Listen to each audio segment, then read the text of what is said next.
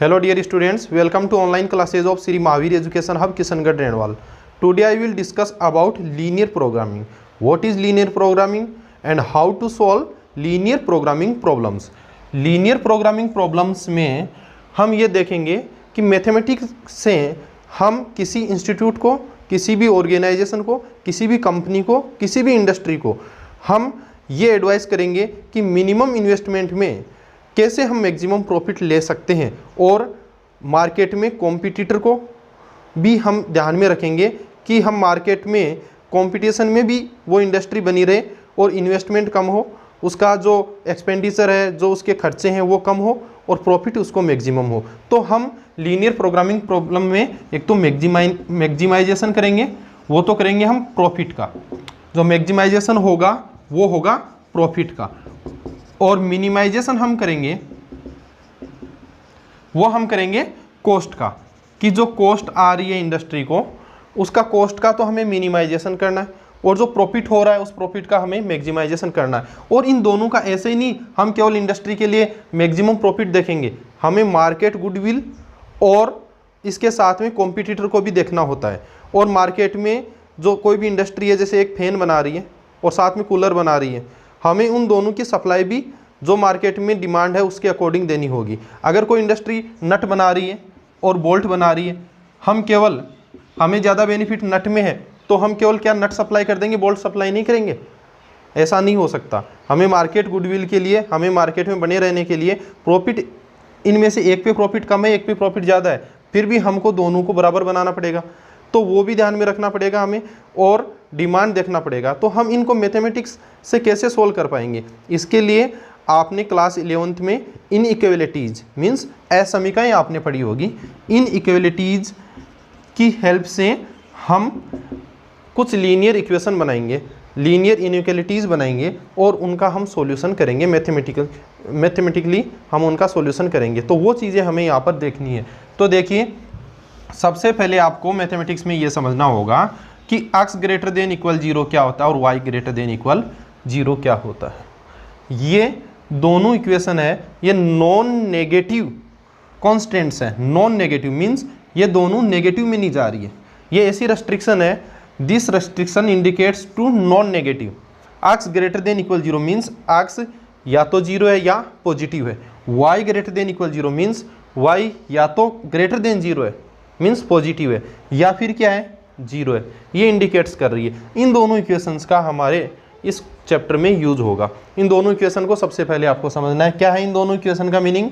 इनका मीनिंग ये है x या तो पॉजिटिव है या फिर 0 है, y भी या तो पॉजिटिव या 0 है, किसी भी कंडीशन में नेगेटिव नहीं है। इन दोनों का यूज इसलिए लेंगे कि किसी भी इंडस्ट्री में या किसी भी ऑर्गेनाइजेशन में जो भी वर्किंग होगा, जैसे हम किसी मशीनरी में नट बना रहे हैं, बोल्ट बना रहे हैं, फर्नीचर बना रहे हैं, या फिर और फैन बना रहे हैं, कूलर बना रहे हैं, कोई भी हम वर्किंग कर रहे हैं, वो नेगेटिव में नहीं हो सकता। जैसे फैन का प्रोडक्शन है, वो 5 फैन का प्रोडक्शन कर लिया, 6 का कर लिया, 7 का कर लिया, 1 का कर लिया या 0 का कर लिया, किसी दिन मशीनरी खराब हो गई, प्रोडक्शन हुआ ही नहीं, बट नेगेटिव में प्रोडक्शन कभी नहीं होगा। इसलिए हम इन इक्वेशन का यूज इसलिए लेंगे कि नेगेटिव में प्रोडक्शन नहीं होगा, प्रोडक्शन होगा तो या तो 0 या फिर ग्रेटर देन 0 होगा। तो इन दोनों इनइक्वलिटीज़ का मीनिंग ये हुआ। अब आपको थोड़ा सा ग्राफिकली देखना है, इनका ग्राफ देखना है आपको एक बार। ये मेरे पास में first quadrant, second, third and fourth, ये positive X axis, negative X axis, positive Y and negative Y. X greater than equal 0 कौन से क्वाड्रेंट को इंडिकेट कर रहा है? यह फर्स्ट क्वाड्रेंट को इंडिकेट कर रहा है।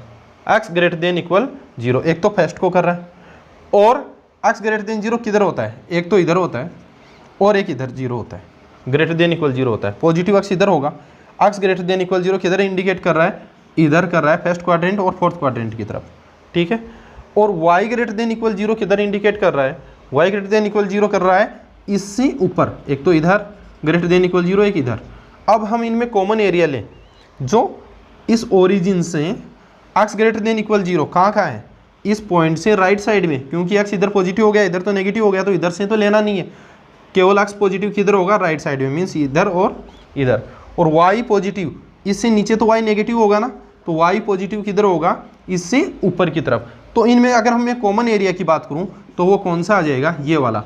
इसमें ये दोनों ग्राफ, इन दोनों का ग्राफ एक साथ अगर मैं कॉमन रेजिन लूँ इनमें, इसको बोलते हैं फीजिबल रेजिन, मीन्स दोनों में कॉमन रेजिन, दोनों का सुसंगत हल, मतलब कि x ग्रेटर देन इक्वल 0 और y ग्रेटर देन इक्वल 0 दोनों का एक साथ मुझे फीजिबल रेजिन सुसंगत क्षेत्र बनाना है।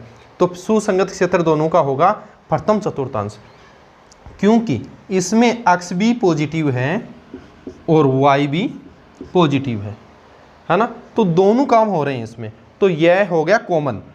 अगर मैं इसको लेता ना तो यहाँ x तो पॉजिटिव था बट y क्या था यहाँ नेगेटिव, इसलिए मैं इसको नहीं ले सकता। मुझे x greater than equal 0 y greater than equal 0 दोनों का एक साथ ग्राफ बनाना है और वो भी सुसंगत ग्राफ बनाना है, सुसंगत ग्राफ है ना, या सुसंगत क्षेत्र जिसको बोल सकता हूँ मैं फीजिबल रेजिन।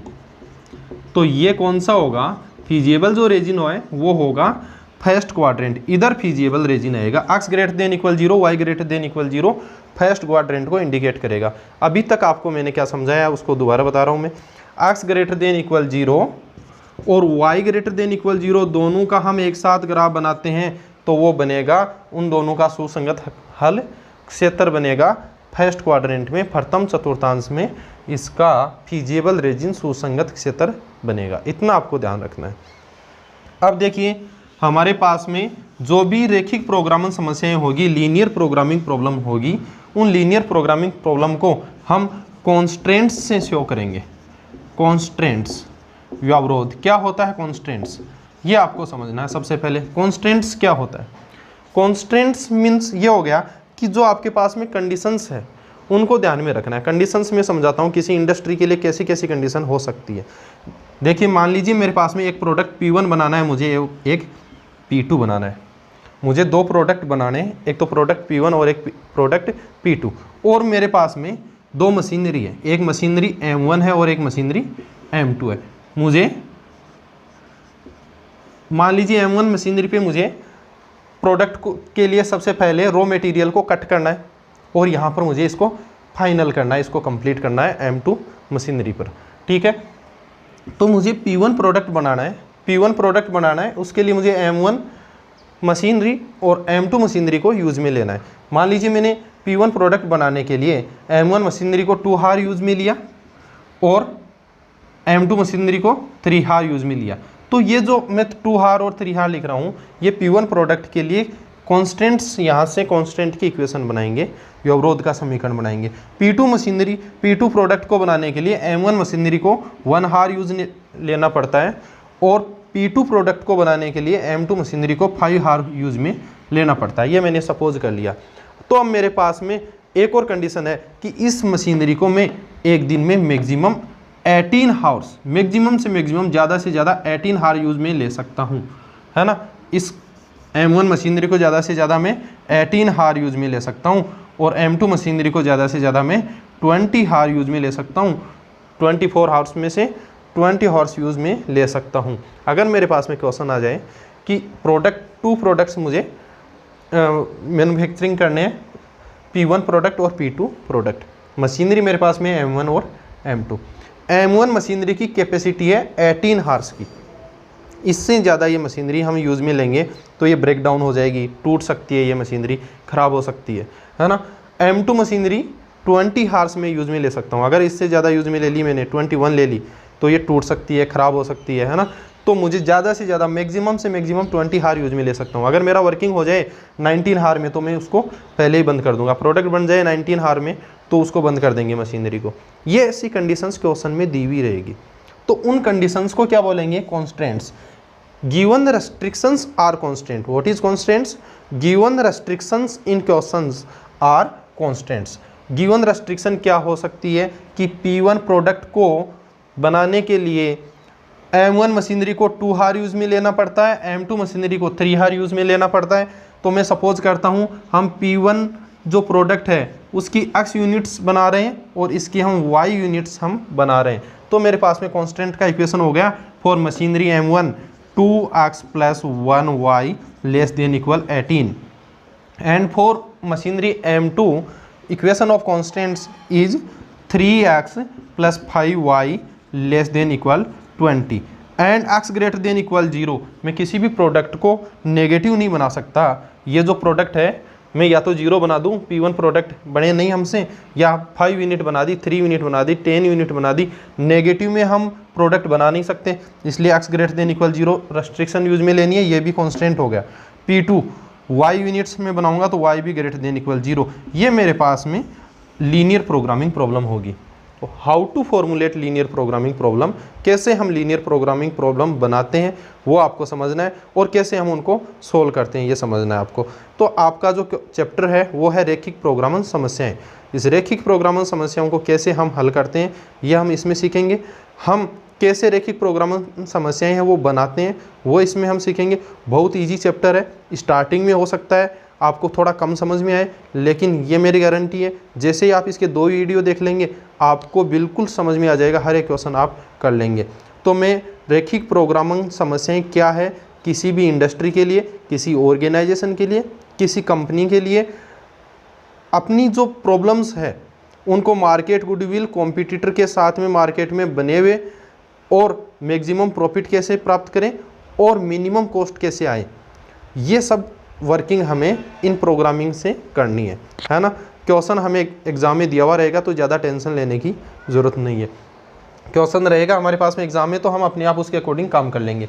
ये मैंने क्या एग्जांपल दिया है, एग्जांपल मैंने दिया है, मैंने 2 प्रोडक्ट P1 और P2 मैन्युफैक्चरिंग किए, 2 मशीनरी पे किए। ये जो इक्वेशन है x और y की हेल्प से बनाए, इनको हम क्या बोलते हैं, कॉन्स्टेंट व्यवरोध, कॉन्स्टेंट व्यवरोध, कॉन्स्टेंट व्यवरोध, कॉन्स्टेंट व्यवरोध, है ना। अब इनको सोल्व कैसे करते हैं, है ना, तो कहीं टेंशन लेने की ज़रूरत नहीं। अब मैं पहले आपको स्टार्टिंग करूँगा कॉन्स्टेंट को सोल्व करना, उसके बाद में मैं आपको बताऊँगा हमारे पास में एक्सरसाइज जैसे हम 15.2 करेंगे ना, तो उसके अंदर हमारे पास में आ जाएगा कि हम इनका कैसे फॉर्मुलेशन करते हैं। तो हम पहले 15.1 करते हैं, पहले सोल्व करना सीखते हैं, फिर हम प्रॉब्लम्स बनाना सीखते हैं। हमें सबसे पहले तो क्या देंगे, रेडीमेड क्वेश्चन देंगे, प्रॉब्लम्स बनाई भी देंगे, ऐसे क्वेश्चन देंगे भाई इस क्वेश्चन को सोल्व करो तो हमें आंसर निकालना है बस।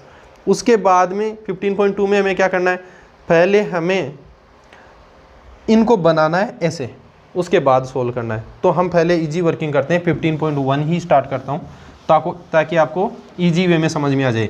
देखिए 15.1 में सबसे पहले मेरा क्वेश्चन नंबर 1 है z equal -3x + 4y and minimisation मुझे करना है। क्वेश्चन में लिखा हुआ है minimization, we have to complete minimization process, हमें मिनिमाइजेशन इस क्वेश्चन में करना है, ये हमारा टारगेट है। कांस्टेंट की इक्वेशन आपको दे रखी है x + 2y ≤ 8, 3x + 2y ≤ 12, x > 0, y > 0। ये है क्वेश्चन नंबर 1 एक्सरसाइज 15.1 RBSc, है ना। तो हम इस क्वेश्चन का सॉल्यूशन करते हैं सबसे पहले। अब आपको टेंशन ये नहीं लेनी है कि ये कैसे आए, ये क्वेश्चन में दे रखे हैं, ये जो आपको कॉन्स्टेंट्स हैं वो दे रखे हैं, ये फंक्शन आपको ऑब्जेक्टिव फंक्शन इसको बोलते हैं, ये आपको गिवन है क्वेश्चन में। बनाते कैसे हैं वो मैंने अभी भी ये क्वेश्चन सोल्व करके बना करके बताया था, प्रॉब्लम्स P1 और P2 वाला, हम 15.2 में करेंगे। अभी टेंशन ख़त्म करो। हाँ, मेरा क्वेश्चन है z equal -3x + 4y। Question में इसके लिए लिख रखा है ऑब्जेक्टिव फंक्शन, ये हमारा ऑब्जेक्टिव फंक्शन है यानी उद्देश्य फलन है, ये हमारा उद्देश्य फलन है, वो z की फॉर्म में आपको गिवन रहेगा। ये हमारे कॉन्स्ट्रेंट्स हैं, these are constraints, constraints means restriction, ये हमारी रेस्ट्रिक्शन है। हमें ये सोल्व करके देना है, यहाँ मिनिमाइजेशन करना है, मीन्स हमें यहाँ जो खर्चा आया, जो कॉस्ट आई इंडस्ट्री को, उसको मिनिमम करके देना है, ठीक है। अब देखिए हम क्वेश्चन को कैसे सोल्व करेंगे। नंबर 1, हम इस लीनियर प्रोग्रामिंग प्रॉब्लम का ये जो कॉन्स्टेंट है इसको हम सोल्व करते हैं। तो मैं सबसे पहले इसको सोल्व करूँगा, फिर इसको सोल्व करूँगा, और इसके लिए एक स्टेटमेंट डालना है वो पहले डाल देता हूँ। तो मैं सबसे पहले यहाँ इसके लिए वर्किंग कर देता हूँ। x > 0, y > 0 indicates first quadrant feasible reason. ये हमें क्या इंडिकेट कर रहा है, फर्स्ट क्वाड्रेंट को इंडिकेट कर रहा है कि मेरा जो एरिया है वो फर्स्ट क्वाड्रेंट में आएगा, आपको अभी भी सोल्व करके बताया था, जब भी x ग्रेटर देन इक्वल 0 आ जाए और y ग्रेटर देन इक्वल 0 दोनों आ जाए तो आप इसका मतलब क्या समझोगे, फर्स्ट क्वाड्रेंट। तो ये दोनों तो सोल्व हो गई। इनको लिखना जरूर है एग्जाम में, ऐसे नहीं भाई इसका फर्स्ट क्वाड्रेंट लेना है तो लिखेंगे नहीं, थ्योरी कंप्लीट लिखनी है। x greater than equal 0, y greater than equal 0 indicates first quadrant feasible reason. ये हमें प्रथम चतुर्थांश की तरफ इशारा करता है। ठीक है, अब हम क्या करेंगे, इस कांस्टेंट को सॉल्व करेंगे। Number 2 x plus 2y less than equal 8, ये है असमीका। ये जिसमें लेस देन आ जाए ग्रेटर देन आ जाए उनको असमीका बोलते हैं। इसको मैं इक्वेशन में चेंज करता हूँ, चेंज इन सिंपल इक्वेशन।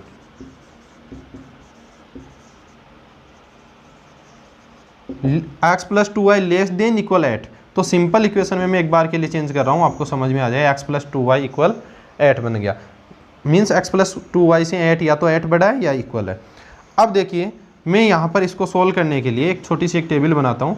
ये बिल्कुल 10th स्टैंडर्ड है, आप अच्छे से समझ में आपके आ जाएगा। मैं x0 लेता हूँ, टेकिंग x0। अगर मैं x0 यूज़ करता हूँ, x0 यूज़ किया तो 2y इक्वल 8, y इक्वल आ जाएगा 4। ओके, और मैं y0 यूज में लेता हूँ, y0 यूज लेता हूँ तो यहाँ तो ये 0 बन जाएगा, x कितना बन जाएगा 8। ऐसे आपको हर एक इक्वेशन को सोल्व कर लेनी है। कर ली हमने सोल्व, ठीक है। अब मैं इक्वेशन नंबर 3 को सोल्व करता हूँ, है ना। इसको भी मैं ये लैंग्वेज लिखूंगा, change in simple equation 3x plus 2y less than equal 12, है ना। इसके लिए मैं पॉइंट्स निकालता हूँ, यहाँ पर टेबल बनाता हूँ, है ना। यहाँ पे टेबल बना रहा हूँ मैं, ये टेबल देख लेना अच्छे से, x और y। अब देखिए आप, मैं एक बार x0 लेता हूँ तो इस इक्वेशन में क्या आएगा, x अगर 0 लेता हूँ मैं 3x plus 2y equal 12, x0 लेता हूँ तो ये तो 3x तो 0 बन जाएगा, 2y इक्वल 12, y इक्वल बन जाएगा 6, और y0 यूज़ करूँगा तो 3x इक्वल 12, x इक्वल आ जाएगा 4, x इक्वल आ जाएगा 4। ठीक है, ये इसके लिए बना ली। अब मुझे क्या करना है, वो फीजिबल रीजन बनाना है। ठीक है, फीजिबल रीजन कैसे बनाऊंगा मैं, अब देखिए मैं फीजिबल रीजन बनाता हूँ। मेरे पास में टेबल तो आएगी ना, अब मैं फीजिबल रीजन बना लेता हूँ। क्वाड्रेंट सिस्टम सबको पता है, हर एक स्टूडेंट को पता है। Positive X axis, negative X axis, positive Y और नेगेटिव वाई एक्सिस, और ये ओरिजिन 0 0। अब देखिए x0 y4, x0 y4 लेना है मुझे। x0 y4 जो पॉइंट है वो कहाँ पे आएगा, ये यहाँ आएगा, x0 y4 सबको पता होगा, आप 12th क्लास के स्टूडेंट हो। x0 y4 y एक्सिस पे आ गया, x8 y0, x8 तो मुझे ग्राफ पेपर में, मेरे पास ग्राफ पेपर नहीं है, आपके पास ग्राफ पेपर होगा, एक बार आप रफली सोल्व कर लेना, फिर आप ग्राफ पेपर में सोल्व कर लेना। तो मुझे इधर 8 यूनिट्स लेनी है, 8 यूनिट ले लेता हूँ। ये 4 यूनिट है तो इसका जस्ट डबल इधर थोड़ा एरिया ले लिया मैंने, 8 ये ले लिया। ये मैंने लाइन ड्रॉ कर दी। ये जो मैंने लाइन ड्रॉ की वो मैंने किसकी की है, x plus 2y equal 8। x plus 2y equal 8 का अगर मैं ग्राफ बनाता हूँ तो ग्राफ यही तो बनेगा। ये ग्राफ बनाना आपको आता है, CBSE के स्टूडेंट्स को ये बहुत अच्छे से बता रखा है, RBSE स्टूडेंट्स को 10th स्टैंडर्ड में ये चीज़ें उसके आ चुकी थी। ठीक है, असमीका इनइक्वालिटीज़ RBSE के स्टूडेंट्स 10th क्लास में पढ़ चुके हैं। ये मैंने x प्लस 2y इक्वल 8 का ग्राफ बनाया, और मेरे पास में क्या था, x प्लस 2y इक्वल 8 का ग्राफ मैंने यहाँ बना लिया। अब ये ग्राफ 0 6 प्लॉट करो, ये 0 4 है तो 0 6 थोड़ा ऊपर होगा ना, यहाँ पे हो जाएगा 0 6, यहाँ पे क्या हो जाएगा 0,6 हो गया। ठीक है, अब मुझे प्लॉट करना है ग्राफ पे 4 0, तो 4 0 तो इस 8 से पहले आ जाएगा 4 0। ओके, ये मैंने इस लाइन को ड्रॉ कर लिया। ये कौन सी लाइन है, ये है 3x प्लस 2y इक्वल 12। ये कौन सी है, 3x प्लस 2y इक्वल 12। यहाँ आप लिख देना थोड़े 3x प्लस 2y इक्वल 12, इसकी तरह लिख दिया मैंने। अभी तक तो ग्राफ बनाया, 2 इनइक्वालिटीज़ थी, 2 असमीकाएँ थी, दोनों का मैंने अभी ग्राफ बनाया। अब मुझे लेना है फीजिबल रीजन। फीजिबल रीजन ये सबसे इंपॉर्टेंट रोल रखता है। फीजिबल रीजन मीन्स सुसंगत क्षेत्र। ये सुसंगत क्षेत्र हम कैसे डिसाइड करेंगे, ये सबसे ज़्यादा इम्पोर्टेंट है आपके लिए। अब मेरे पास में जो इक्वेशन इसमें था x plus 2y less than equal 8, और इधर था 3x plus 2y less than equal 12।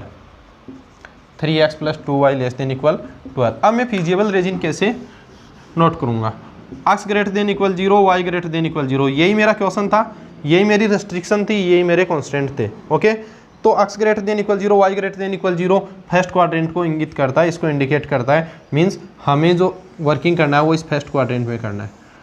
इसका मीनिंग इतना सही है। ओके, अब इसका meaning x plus 2y less than equal 8, यहाँ लेंगे taking x plus 2y less than equal 8, put 0 0, मैं इस इनइक्वलिटी में 0 0 पुट कर रहा हूँ, 0 0 पुट करता हूँ, 0 plus 2 into 0 less than equal 8, यहाँ फाइनल आ गया 0 लेस देन इक्वल 8। ये स्टेटमेंट हमें चेक करना है ट्रू है कि फॉल्स है। तो ये जो स्टेटमेंट है ये ट्रू है। कैसे है ट्रू? 0 से 8 बड़ा होता है ना, 0 लेस देन 8 है ना, तो ये इनमें से या तो लेस हो या इक्वल हो, एक स्टेटमेंट ट्रू है तो ये ट्रू कंसिडर किया जाएगा, क्योंकि 0 से बड़ा है 8, तो ये ट्रू हम बोलेंगे इसको स्टेटमेंट, है ना। तो ये स्टेटमेंट आ गया ट्रू।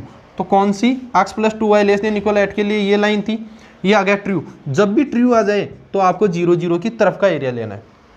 आपको 0 0 की तरफ का एरिया कब लेना है? स्टेटमेंट ट्रू होगा, 0 0 पुट करने पे, ओरिजिन 0 0 पुट करने पे स्टेटमेंट ट्रू आया तो हमें एरिया लेना है 0 0 की तरफ, और फॉल्स आ जाएगा तो ले लेना है जस्ट अपोजिट। जब भी 0 0 पुट करने पे एरिया जो है वो ट्रू स्टेटमेंट होगा तो कौन सा लेंगे? 0 0 पुट करने पर ट्रू स्टेटमेंट होगा तो एरिया 0 0 की तरफ लेंगे, और फॉल्स स्टेटमेंट होगा तो जस्ट अपोजिट। फिर से रिपीट कर रहा हूँ, मैं x plus 2y less than equal 8 था, ये इसका ग्राफ है। x plus 2y less than equal 8 में मैंने 0 0 पुट किया, स्टेटमेंट ट्रू आया तो मैं इसके नीचे का एरिया लूँगा, जस्ट नीचे, इधर का लूँगा। थोड़ा एक एरो बना लेता हूँ, मैं इधर का लूँगा, इधर का मैं एरिया लूँगा। ओके, अब देखिए इसके लिए बात करते हैं, ये ग्राफ किसका है? ये है 3x plus 2y less than equal 12 का ग्राफ है। अब मैं इसमें भी 0 0 पुट करता हूँ, इसमें 0 0 पुट करता हूँ, तो 0 0 पुट करता हूँ, मेरे पास में आएगा, ये 0 बन जाएगा, ये भी 0 बन जाएगा, 0 लेस देन इक्वल 12, ये भी ट्रू आ गया। अरे फॉल्स तो कब आता? ये ग्रेटर इधर होता ना 0 की तरफ, तब फॉल्स आता। 0 से बड़ा है 12, कोई प्रॉब्लम नहीं है, बिल्कुल है, तो ये ट्रू है। अब ट्रू है तो ये क्या बोल रहा है? मेरे से भी एरिया क्या लो? नीचे 0 0 की तरफ। ये 0 0 हमारे ट्रू आ जाता है तो हम 0 0 की तरफ का एरिया लेंगे। अगर 0 0 पुट करने पे ट्रू आता है तो एरिया किधर का लेंगे? 0 0 की तरफ। तो 0 0 की तरफ मैं इधर का एरिया लूँगा, इससे जस्ट नीचे मीन्स इधर और इधर। अब वो जो फीजिबल रीजन, सुसंगत क्षेत्र, ये कौन सा होता है? ये सब में कॉमन जो क्षेत्र आता है, सबसे कॉमन एरिया आता है सब में, वही फीजिबल रीजन होता है। और हमारी एलपीपी, हमारा जो फंडा है मैथमेटिक्स में, लीनियर प्रोग्रामिंग क्या बेनिफिट करता है? मार्केट, गुडविल, कॉम्पिटिटर, हर चीज़ को मेंटेन करना पड़ता है हमें। तो वही चीज़ यहाँ पे निकल के आती है कि हमें फीजिबल रीजन जो है, ये फीजिबल रीजन होगा, ये सबसे अनुकूल होगा, सबसे बेस्ट होगा इंडस्ट्री के लिए। सबसे बेस्ट कौन सा रहेगा? फीजिबल रीजन होगा। इसके अंदर उसके मिनिमम कॉस्ट और मैक्सिमम प्रॉफिट के चांसेस जो बनते हैं वो कहाँ बनते हैं? फीजिबल रीजन में। ये मैंने फीजिबल रीजन में केवल इतना ही लूँगा। केवल इतना क्यों? इस लाइन से मुझे नीचे लेना था तो नीचे ये आ गया भाई, इससे भी नीचे लेना था लेकिन इससे भी तो नीचे लेना था, तो ये तो इसके ऊपर हो गया तो वो नहीं लेना। इस लाइन के भी नीचे, इसके भी नीचे, तो कॉमन रीजन ये आ गया। ये है मेरा फीजिबल रीजन। ऐसे हम सुसंगत क्षेत्र लेंगे। अब ये है ऑब्जेक्टिव फंक्शन हम लेंगे, उसमें इन कॉर्नर पॉइंट को रखेंगे और हमारा मिनिमाइजेशन जो करना है वो हो जाएगा। इतना भी नोट कर लीजिए आप। अब देखिए मैं आगे करता हूँ क्वेश्चन को सोल्व। आगे देखिए मैं एक यहाँ पर टेबल बनाता हूँ। मेरे पास में ऑब्जेक्टिव फंक्शन है z equal -3x plus 4y। Okay, और मेरे पास में जो कॉर्नर पॉइंट है वो है एक तो 0 0, एक है 4 0 और एक है 0 4। इनको मैं इस ऑब्जेक्टिव फंक्शन में पुट करता हूँ। z इक्वल 0 0 पुट करूँगा तो ये 0 हो गया, ये भी 0 हो गया, और फाइनल कितना आया? 0। यहाँ मैं 4 0 पुट करता हूँ, 4 पुट करूँगा तो -12 बन जाएगा प्लस 0, फाइनल -12 आएगा। और 0 4 पुट करूँगा तो 0 और 4 इंटू 4 16। अब मेरा आंसर क्या होगा? आंसर मेरा होगा, मुझे मिनिमाइजेशन करना था तो मिनिमाइजेशन सबसे मिनिमम वैल्यू कहाँ मिली? -12 मिली। कितनी मिली? -12। कौन से पॉइंट पे मिली? 40 पर मिली, तो मेरा जो आंसर होगा वो होगा, मुझे मिनिमाइजेशन करना था तो 40 पे मिनिमाइजेशन होगा। मिनिमाइजेशन कहाँ होगा? 40 पे। तो हमें -12 जो वैल्यू मिली उसके कोरोस्पोंडिंग जो पॉइंट है ना, ये 40 आ गया। तो क्वेश्चन का आंसर ये देना है कि मिनिमम वैल्यू इज -12 आंसर, है ना। और 40 पॉइंट पर मिली, वो भी आपको कई बार पॉइंट भी पूछ सकता है। ऐसे हमें वर्किंग करना है। अगर हमें यहाँ मैक्सिमाइजेशन करना होता, क्वेश्चन में बोल देता मैक्सिमाइजेशन, तो बस हम इतना बोल देते 16 आंसर। ओके, ऐसे हमें क्वेश्चन को सोल्व करना है। अब आपको क्वेश्चन समझ में आ गया होगा। मैं जो प्रोसीजर है वो रिपीट कर देता हूँ। सबसे पहले x > 0, y > 0, उसके लिए थ्योरी लिखना है। x > 0 and y > 0 indicates first quadrant. Okay, फिर आपको इनइक्वलिटीज़ आएगी, उस इनइक्वलिटीज़ को इक्वल का साइन लेकर के एक ग्राफ बनाना है उनका, उन रेखाओं का, उन इक्वेशंस का, उन लीनियर इक्वेशन का आपको ग्राफ बनाना है। ग्राफ बनाने के बाद में आपको जो इक्वेशन आएगी, जैसे आपके पास में हो x + 2y ≤ 16, x + 7y ≥ 13, ऐसी <= वाली होगी या > वाली होगी, उसमें आप 0 0 पुट करेंगे। इस टाइप की इक्वेशन होगी जो इंटरसेप्ट कट करती है दोनों एक्सिस पे, ओरिजिन से जाने वाली नहीं है ये, इंटरसेप्ट यानी अंतःखंड काटती है। अंतःखंड काट रही है नहीं, ये काट रही है, ये काट रही है। ऐसी इक्वेशंस में आप हमेशा क्या पुट करोगे? 0 0।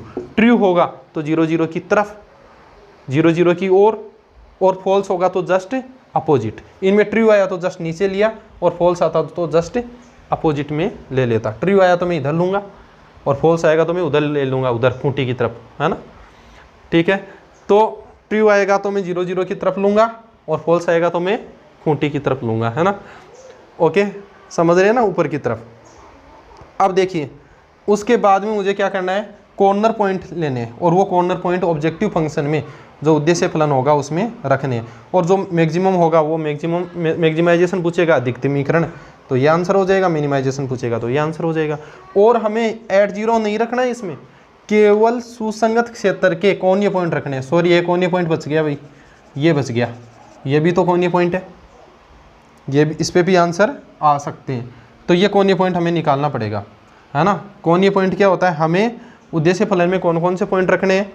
कोणीय बिंदु, कॉर्नर पॉइंट्स रखने हैं। ये कॉर्नर पॉइंट रहा, ये रहा, ये रहा और ये रहा। फीजेबल रीजन के जो कॉर्नर पॉइंट है वो रखने। ये नहीं रखना, क्योंकि ये तो इस फीजेबल रीजन को, ये जो शेडो रीजन है ना, छायांकित क्षेत्र, इसको टच ही नहीं करा, ये नहीं रखना, ये भी नहीं रखना, ये और ये रखना है। ये मैं भूल गया था, ये और रख देते हैं। फिर ये निकालते हैं, पहले कैसे आया है ये निकाल लेते हैं। ये कहाँ पे आया? ये दोनों लाइन कट कर रही है।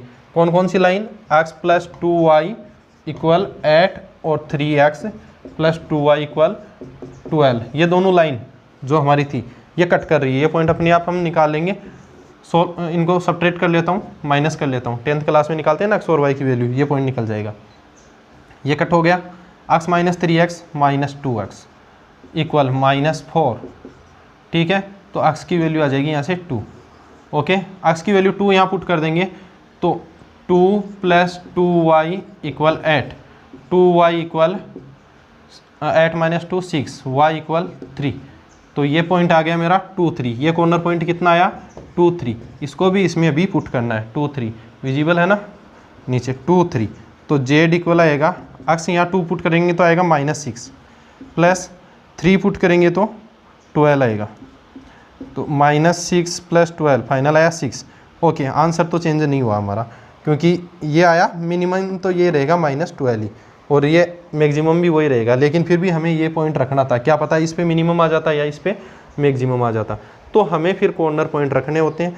कॉर्नर पॉइंट रखने के बाद में हमें ये देखना होता है कि सुसंगत क्षेत्र के साथ में जो कॉर्नर पॉइंट है, जो कोणीय बिंदु है, उनको हम रखेंगे। उनमें से किसी पे मिनिमाइजेशन आएगा और किसी पे मैक्सिमाइजेशन आएगा। ऐसे हमें क्वेश्चन सोल्व करने हैं। इसमें भी अलग अलग टाइप के क्वेश्चन बनते हैं, वो आप नेक्स्ट वीडियो में समझ जाएंगे। आपको नोटबुक लेना है, सोल्व करना है, स्टार्टिंग से ही अच्छे से समझना है।